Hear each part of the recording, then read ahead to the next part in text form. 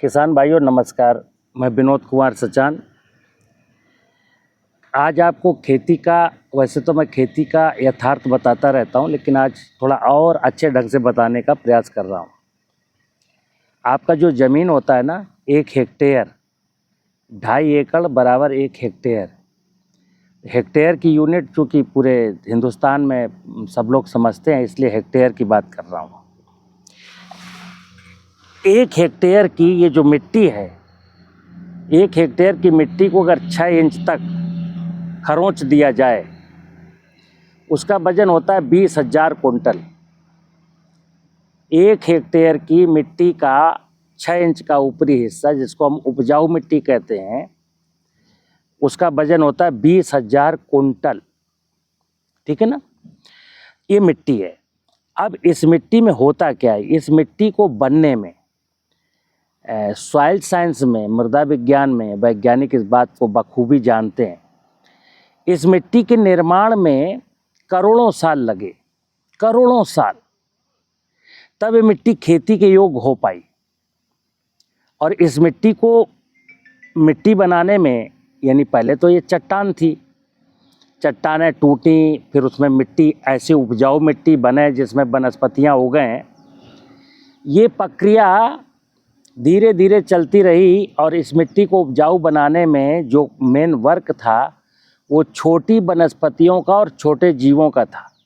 जैसे आज की तारीख में जीवामृत कहते हैं ना जब, तो सूक्ष्म जीवाणु, तो सूक्ष्म जीवाणुओं ने और सूक्ष्म वनस्पतियों ने, काई ने, ग्रासेस ने इस मिट्टी को यहाँ तक पहुँचाया।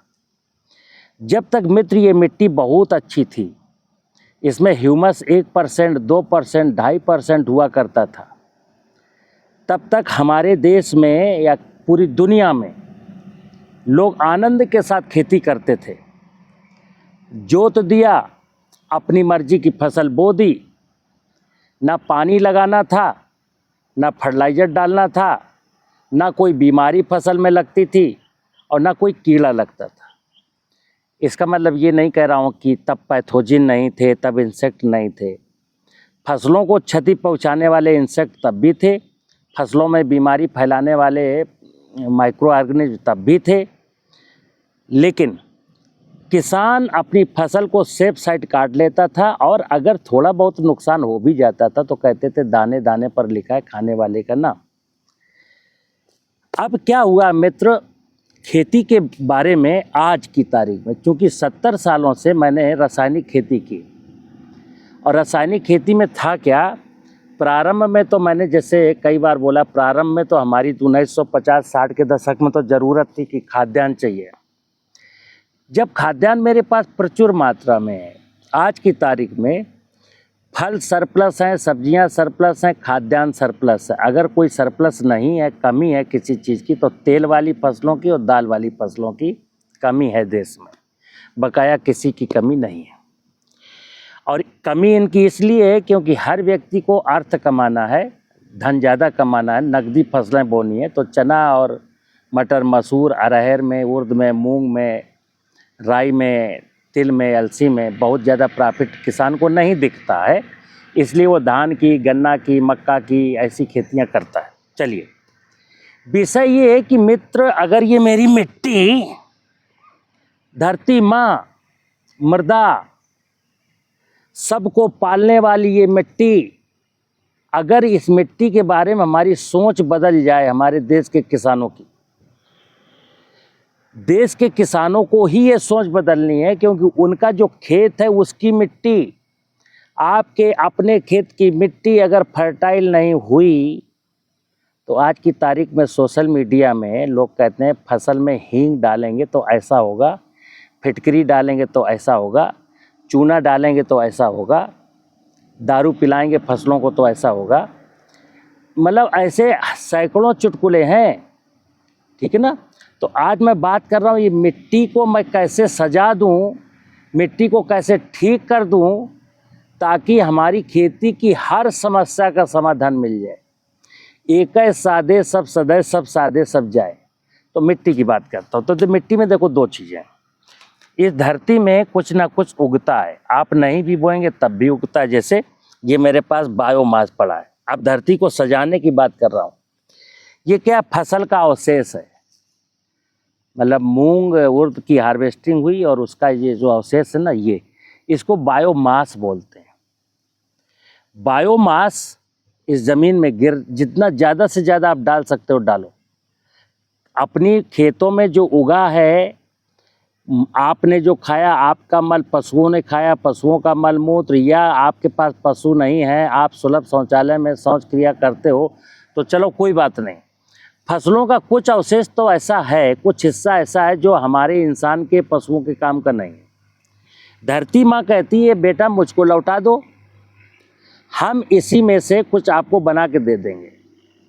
तो आपने समुद्र मंथन की कहानी सुनी होगी कि समुद्र मंथन के बाद एक विष निकला था, तो विष कोई नहीं लेना चाहता था, न देवता और न राक्षस। तो ये हुआ कि विष कहाँ जाएगा, तो ये शिव रूपी धरती ने ही कहा था कि विष सब हमको दे दो। इतनी सी कहानी अगर मैं ये समझ जाऊं कि जो मेरे लिए उपयोगी नहीं मैं उस धरती को लौटा दूं, जलाऊं नहीं, नदी नालों में तालाब में ना बहाऊं, मैं धरती को लौटा दूं, तो मेरा काम हो जाएगा। अब अगर मैंने कोई पदार्थ लौटा दिया, मान लो गोबर मल मूत्र ये लौटा दिया, तो अब लौटा देने के बावजूद भी कोई रिस्पांस नहीं मिलता, उसका रीज़न समझिए। हमने 40-50 साल से इस ज़मीन में दीमक को मारने के लिए, वाइट ग्रब को मारने के लिए और जाने कितने प्रकार के ऐसे डेंजरस पेस्टिसाइड डाले हैं जिसके कारण ज़मीन में रहने वाले जीव जंतु मर गए हैं। सांप तक मर गया, सांप मर गया, बिच्छू मर गया, केंचुआ मर गया, दीमक मर गया, गुबरैला मर गया, और छोटे जीव जो सूक्ष्म जीव उनकी तो हैसियत क्या है।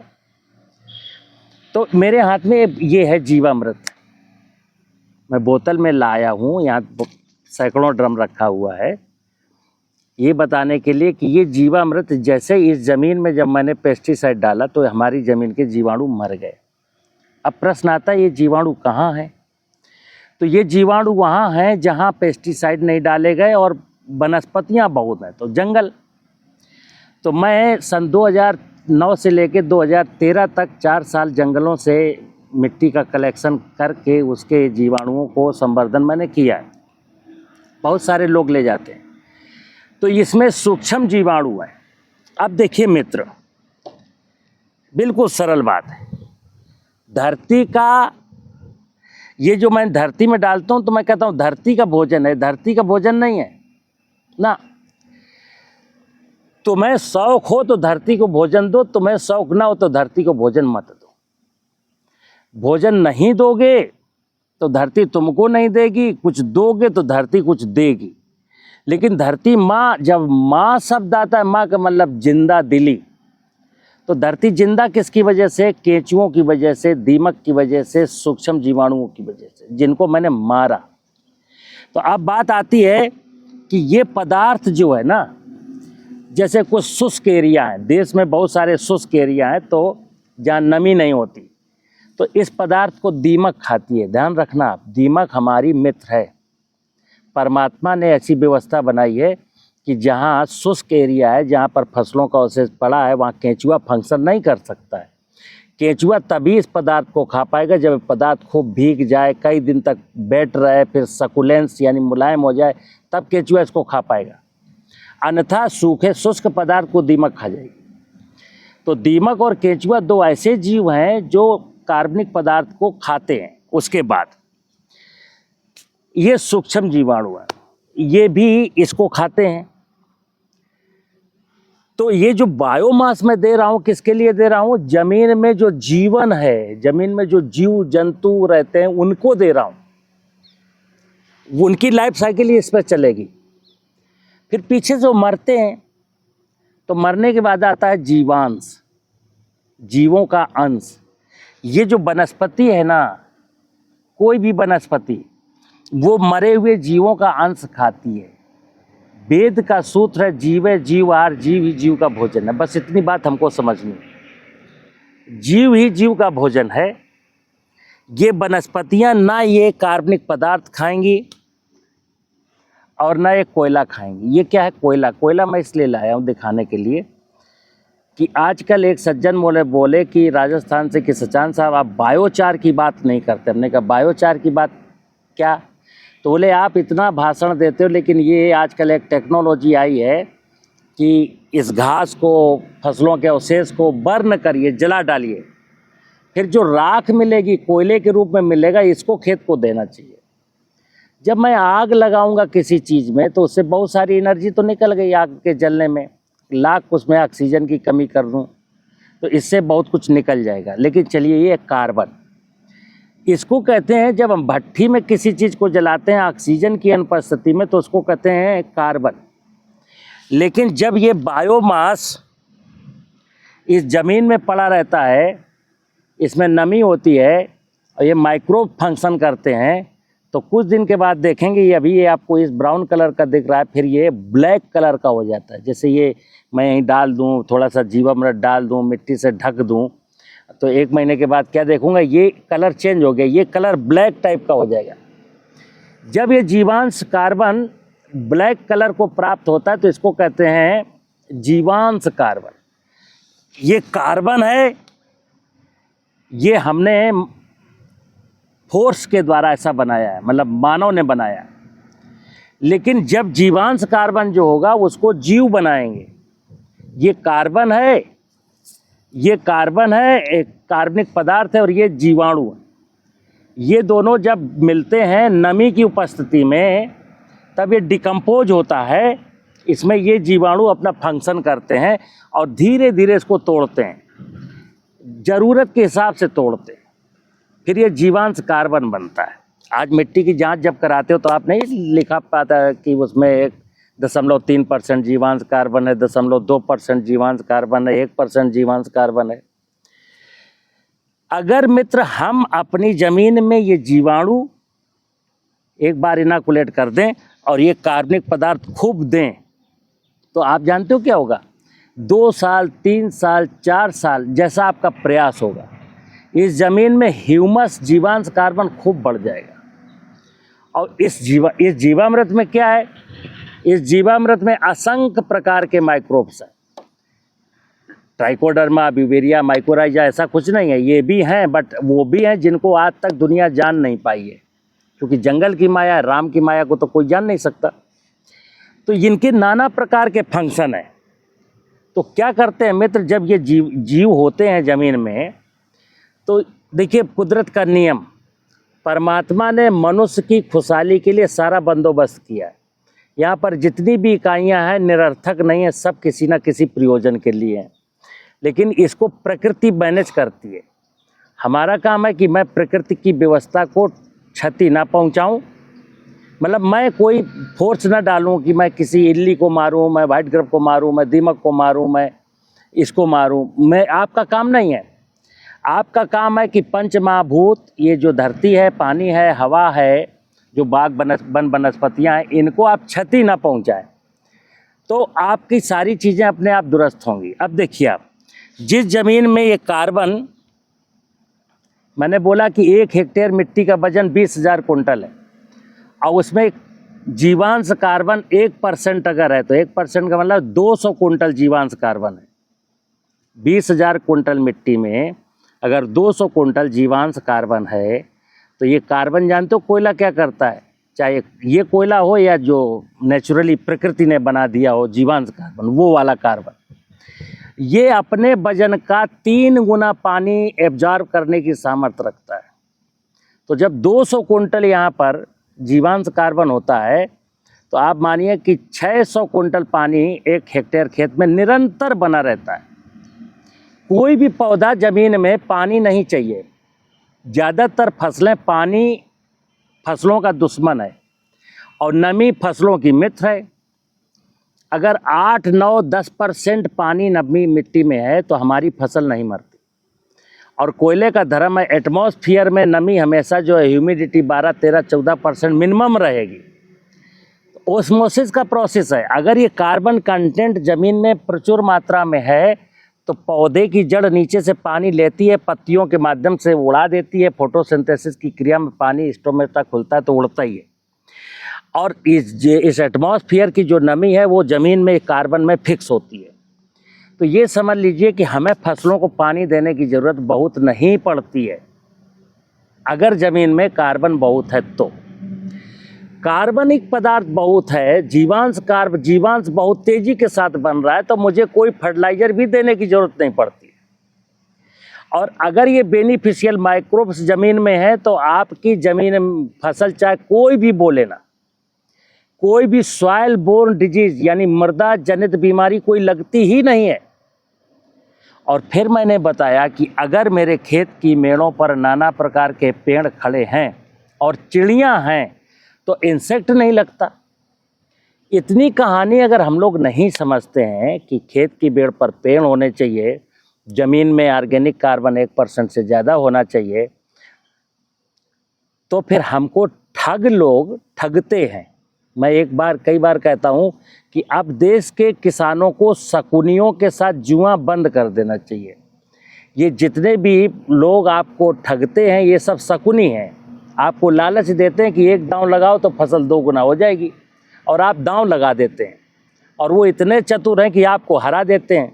आपकी फसल का तो उत्पादन बढ़ता नहीं है, हाँ जेब का पैसा ज़रूर चला जाता है। मैं सिंपल बात कहता हूँ मित्र, प्राकृतिक खेती में, नेचुरल खेती में निवेश के नाम पर अगर कोई निवेश लगेगा तो अपने दिमाग का लगेगा, और कोई निवेश नहीं चाहिए। जो व्यक्ति देश में आपको कुछ खरीदवा रहा हो खेती की उन्नति के लिए कि हींग खरीद लो, फिटकरी खरीद लो, चारकोल खरीद लो, बर्मी कंपोस्ट खरीद लो, ये खरीद लो, वो खरीद, ये समझिए कि वो जगलर है, वो शकुनी है, आपको ठग रहा है। ये बात मैं निरंतर बोलता हूँ, इस बात की मेरी आलोचना भी होती है। मैं चाहता हूँ कि देश का किसान जागे। तो मित्र इतनी सी बात है। अब एक बात और रह गई। मैंने जैसे बोला कि इस धरती के निर्माण में करोड़ों साल लगे, और धरती को बनाया किसने?